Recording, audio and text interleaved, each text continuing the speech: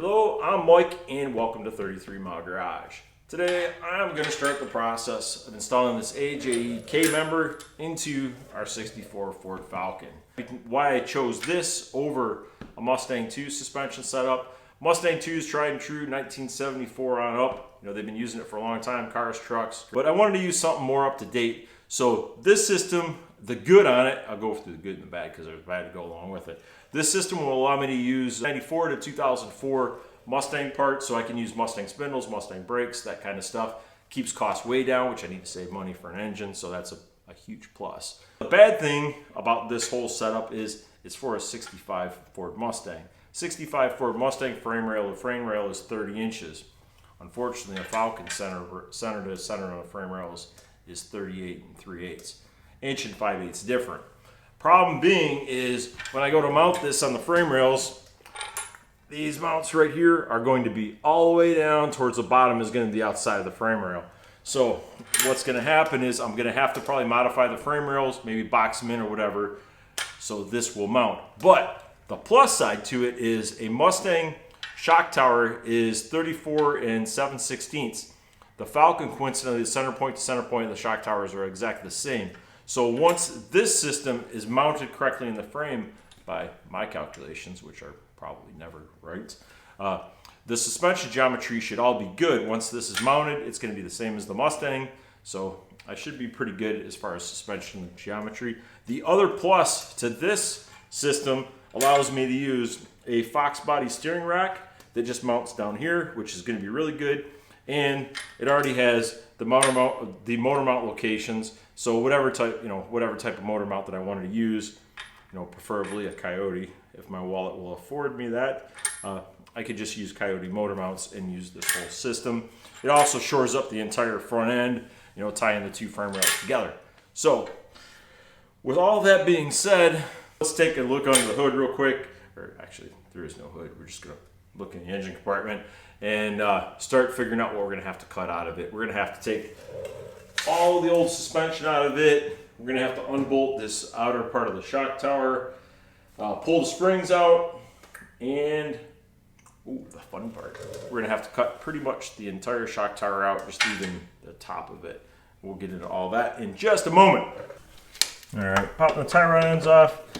All I'm doing is spinning the other part. I don't have a pickling fork, but I do have a grinder. All right. That's going to be the way it is. Not reusing any of this stuff, don't matter. I just want it out of the way. Get that torsion bolt nut off. That's just a 7/8 nut. I'm just going to give that a quick zip off there. Goodbye to you. Suck this spring up. Well, my spring's pressing against the back side of this thing, not letting the upper control arm come out of there. Press that spring differently, but what are you gonna do? All right, that's it. That should be free up there. Now, got the spring compressed. I'll let the floor jack down. This whole mess should just pop right out of here, I think anyway.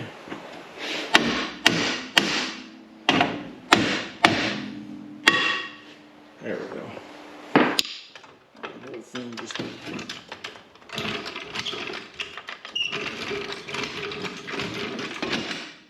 There we go. Out it comes.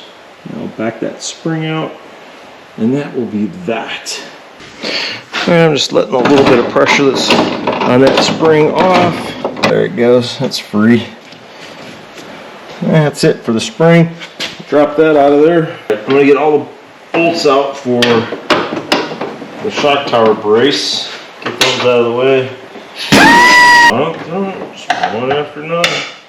1, 2, 3, 4, 5, 6, 7, 8 of these guys. They got to come out of here. Just one at a time. Working my way around. It's like taking out bolts with an unnecessarily long ratchet extension. It's fun, but I think I'll shorten that extension and make things a little easier. All right, next up, we're gonna get rid of the steering column. These steering columns are actually pretty easy to remove. All you gotta do is take the center of this thing and push this dude in pretty hard and then turn it. It'll pop out. You just gotta watch that spring behind there because that dude will fly out of there. All it is, it's held on by, see these little prongs right here? They just turn and twist in there. That's all it holds the steering wheel center ring on. And then you got a 13/16 nut in the middle of it. Pop that dude off there. All right, I got my steering wheel puller to pull the steering wheel off. Comes off fairly easy. You just got two 5/16 fine thread bolts that screw in. Just make sure that you screw those in all the way. Don't screw them in halfway because it does take a little bit of force to pull them, and you can pull these bolts out pretty easy and mess up your thread. So, no, just be careful with that. Off. All right, got that pretty much popped out. So, there you go. Steering wheel out of the way. Now it should free up the shaft. I've got everything unbolted below, so I should just be able to pull that right out. All right, I jiggled the column a little bit, pulled off this tapered bushing. So this guy just goes over the top of the column when it comes out and kind of holds them in there and holds them straight. So that guy's out of the way, allowed the shaft to drop through the middle of the column. So now I can just pull the shaft out from the back side. I don't have an engine in right now, but I did leave everything connected, so I should have enough clearance to get that out of there. I am probably going to make this really hard on myself by trying to take this apart with the steering box on here, but and the tie rod ends and the tie rod and everything else, and the board I put right here to hold the car up is all going to be in my way. Growl, growl. I'm gonna have to move this board out of the way. That sucks. Yeah, it's alright though. That's the only way it's coming out unless I go above it. It seems like it'd just be easier to move that board out of the way than go above it. Alright, manual steering box dropped right out, no big deal. All I had to do was slide this board out of the way a little bit, and then it just dropped out of there, slid right out, no big deal. Now I just got to pull the column portion back out, get this thing out of here, slide it through that hole. I'll have the column out. I'm gonna snake this column out of here. Should come out pretty easy, maybe. Probably should have done a better job at taking this thing apart a little more, but I didn't. There we go. Driver's side export brace. We'll see if we can knock this thing out of here pretty quickly. Off, I'll hit the MIG welds. Get this MIG weld, that MIG weld, and these two down here out of the way. Now I'm just going to go through and drill all these out. But I'm going to drill them out with a battery. It's going to be kind of important.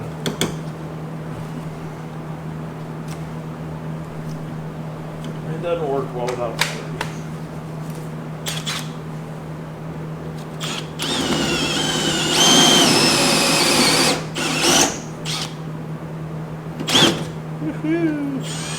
Alright, there's the bottom ones. Get these guys across the top. I'll just use that to my advantage, yes.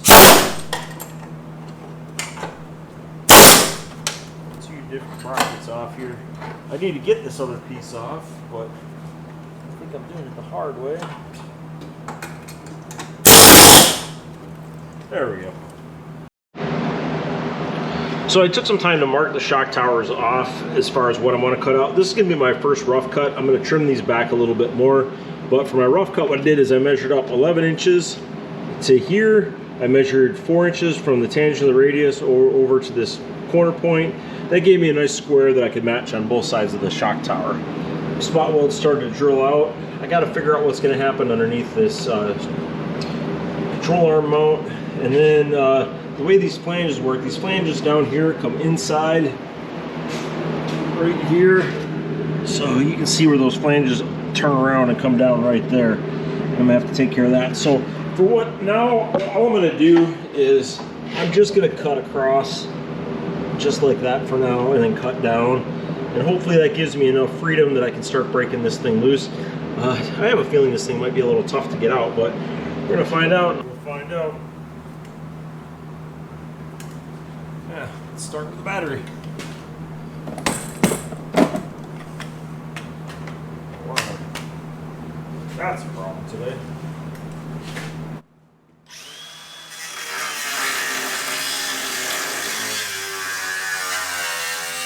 Alright, I got a couple areas where I couldn't get with a cutoff wheel. I'm just going to get my Sawzall, cut down in there like butter. Talking about butter. Yeah, like butter. Like I said, you know, like butter. If butter's a broken saw blade and things were easy and this were a piece of cake, it's none of those things. And it's hot and I'm tired and I just keep breaking my stuff. I'll be back with a new blade. Some of this work is just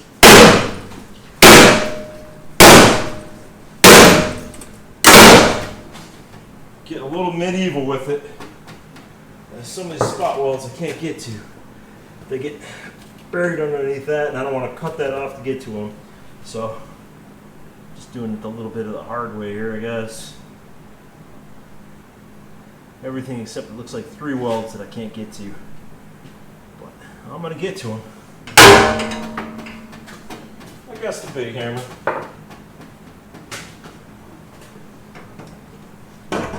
Oh yes. Alright, next thing I need to do is I need to prep the shock tower because I need to mount the caster camber plates. So those are going to mount right up here. They're going to mount across the top, so this guy's going to bolt in like that right across the top line with those holes. But the problem I still have to address is underneath here, you can see these lips. I got to cut this plate out of here. So if you come underneath here, I've already cleaned it up and center punched these holes. So I just need to grind out these spot welds. So that's the next thing. I'm going to get this plate out of here. Once I get the plate out, then I'll have a flat mounting surface that I can put that caster camber plate on. I just line my little cutter tool up. This little dude right there. Line him up. Sometimes, if they don't want to stay in the center punch like that, they want to keep sliding out. What I'll do, a little trick to fix that is I'll go in and drill a pilot hole in there. I don't even have to go all the way through the material. If I just drill in a little bit so I can keep that thing on center.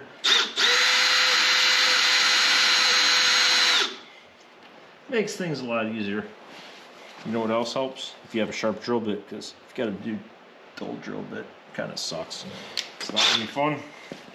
So I've got what I think to have all the spot welds sort of kind of drilled out, maybe. But now for the fun part, put some earplugs in here because it's going to get loud. When I fire this dude up, I'm going to try to air hammer that thing off there. I would think it should come off pretty easy.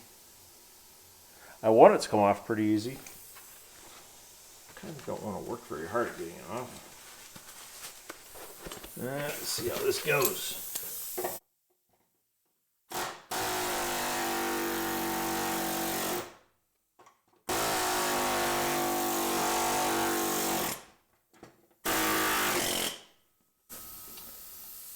So far it's not going well. It's going poorly. I'm making progress, but I've had to be pretty medieval on this. You have to come in and do some cutting.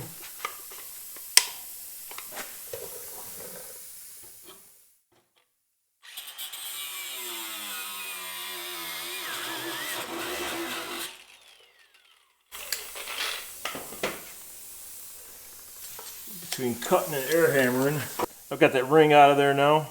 It's a little messed up, but I'm not reusing it for anything, so it doesn't matter. It's going in the trash. The only thing that I got to do left is I'm just going to hammer and dolly the top of this. I did bend it up a little bit with the air hammer. All right, that's about it for the teardown stuff. Got all the front suspension out of the way, steering, all that stuff's out of the way from the old stuff.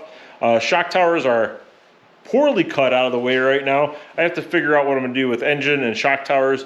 But the next thing I'm gonna go through is mounting suspension stuff. So next video, I'm gonna go through mounting up the K-member, as far as laying it out, mounting it up. The other thing I'm gonna have to do is weld some bongs in so we don't crush the frame rails. So I'll have to go through all that stuff for the K-member. The other thing, I prepped the shock towers already for the caster camber plates. Those are good to go in. Lower control arms, we'll get these tubular control arms in. That should be pretty cool. And then I'm deciding on what I'm gonna do. I'm gonna clean these guys up before I mount them. So I'll probably clean up the spindles. I junkyarded those. And I'm gonna go through and I'm gonna mount up the brake hardware and stuff, get all those brackets and stuff on, make sure I don't have any clearance problems. So I'm gonna get all that on and mocked up in the next video. Thanks for watching 33 Mile Garage, and I will catch you on the next one.